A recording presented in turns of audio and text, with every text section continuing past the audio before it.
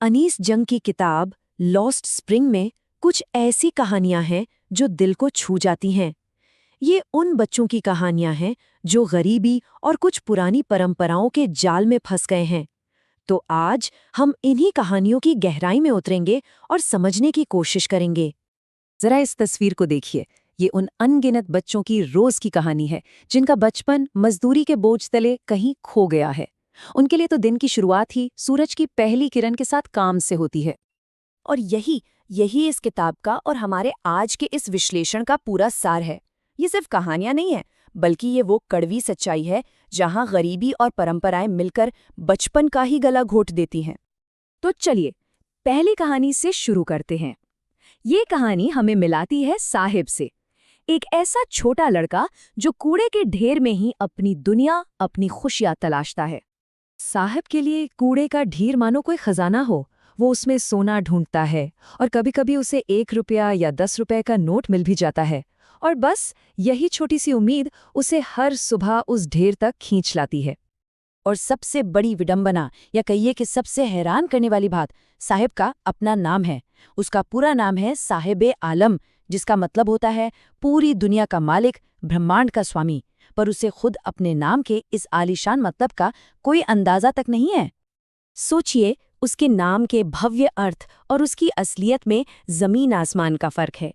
वो तो बस नंगे पैर सड़कों पर घूमने वाला एक आम सा लड़का है, जो सुबह के पंछियों की तरह आता है और दोपहर होते होते गायब हो जाता है। एक ही चीज, यानी कूड़ा, लेकिन उसे देखने के दो बिल्कुल अलग नजरिए हैं।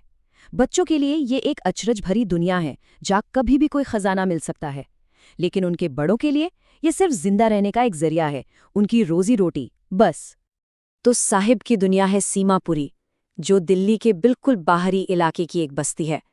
यहाँ 1971 में बांग्लादेश से आए करीब 10,000 कूड़ा बीनने वाले रहते हैं। उनके लिए अपनी पहचान से ज्यादा जरूरी पेट भरना है। अगर राशन कार्ड से अनाज मिल जाता है तो बस उनके लिए वही काफी है। लेकिन फिर कहानी में एक मोड़ आता है। साहिब को एक चाय की दुकान पर नौकरी मिल जाती है। उसे महीने के 800 रुपए मिलते हैं और साथ में तीनों वक्त का खाना भी। सुनने में तो ये एक तरक्की लगती है ना? पर क्या ये वाकई में कोई तरक्की है? असल में इस तरक्की की एक बहुत बड़ी कीमत है। साहिब अब अपनी मर्जी का मालिक नहीं रहा। उसके चेहरे से वो बेफिक्री, वो आज़ादी कहीं गायब हो गई है। वो स्टील का कनस्तर अब उसे उस प्लास्टिक की बोरी से कहीं ज्यादा भारी लगता है। क्यों?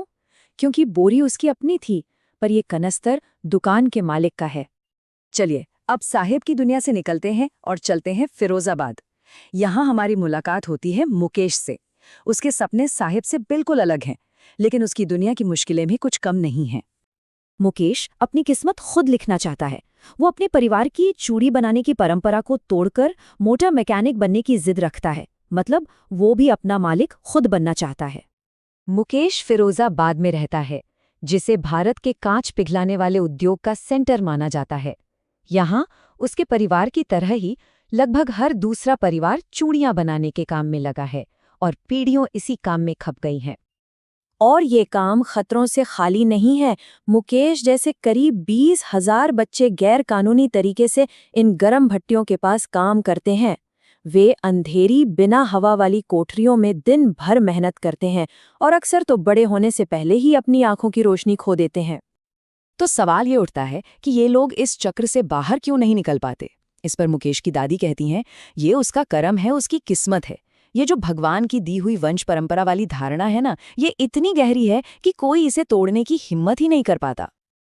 आप फिरोजाबाद की गरीबी का अंदाजा इसी बात से लगा सकते हैं कि अगर किसी ने रहने के लिए एक घर भी बना लिया तो उसे एक बहुत बड़ी कामयाबी माना जाता है, भले ही उसने अपनी पूरी जिंदगी में कभी एक वक्त भी पेट भर खाना ना खाया हो। तो अब हमारे सामने दो लड़के हैं, साहिब और मुकेश। उनकी दुनिया भले ही अलग हो, लेकिन उनका संघर्ष एक ही है, चोरी हुए बचपन का संघर्ष। आइए इसे और करीब से देखते हैं। यहाँ साहिब और मुकेश की जिंदगियों का फर्क एकदम साफ दिखता है। एक कूड़ा बीनता है तो दूसरा चूड़ियां बनाता है। एक का सपना है कि वो जूते पहने और टेनिस का खेल देखे, तो दूसरे का सपना है मोटर मैकेनिक बनकर अपनी किस्मत बदलना। साहिब अपनी आज़ादी खो बैठता है, जबकि मुकेश परंपरा और किस्मत के जाल में फंसा हुआ है। काम भले ही अलग अलग हों, एक कूड़े में भविष्य ढूंढ रहा है और दूसरा कांच की गर्म भट्टियों से बंधा है, लेकिन नतीजा एक ही है।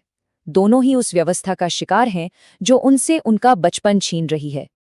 तो अब सबसे बड़ा सवाल ये है, ये बच्चे और उनके परिवार इस दुष्चक्र से, इस विशिष्ट सर्कल से बाहर क्यों नहीं निकल पाते? इसका जवाब एक बहुत ही जटिल जाल में छिपा हुआ है। असल में होता यह है कि सालों की जो ये दिमाग को सुन कर देने वाली मेहनत है ना, उसने उनके अंदर से कुछ नया करने की पहल और सपने देखने की क्षमता दोनों को ही जैसे मार दिया है। ये एक ऐसा दुष्चक्र है जिसे तोड़ना लगभग नामुमकिन सा लगता है। एक तरफ मजदूर साहूकारों और बिचौलियों के जाल में फंसे हैं। अगर वे संगठित होने की हिम्मत भी करें तो पुलिस उन्हें पीटती है और जेल में डाल देती है, और उनका नेतृत्व करने वाला भी कोई नहीं है। नतीजा ये होता है कि वे गरीबी, उदासीनता और लालच के इसी चक्र में घूमते रहते हैं। और आखिर में हम उसी सवाल पर आकर रुक जाते हैं जो अनीस जंग अपनी किताब में उठाती हैं, कि आखिर वो कौन सी ताकतें हैं जो फिरोजाबाद के चूड़ी बनाने वालों को गरीबी में जकड़े रखने की साजिश करती हैं। ये एक ऐसा सवाल है जिसका जवाब शायद आज भी अधूरा है।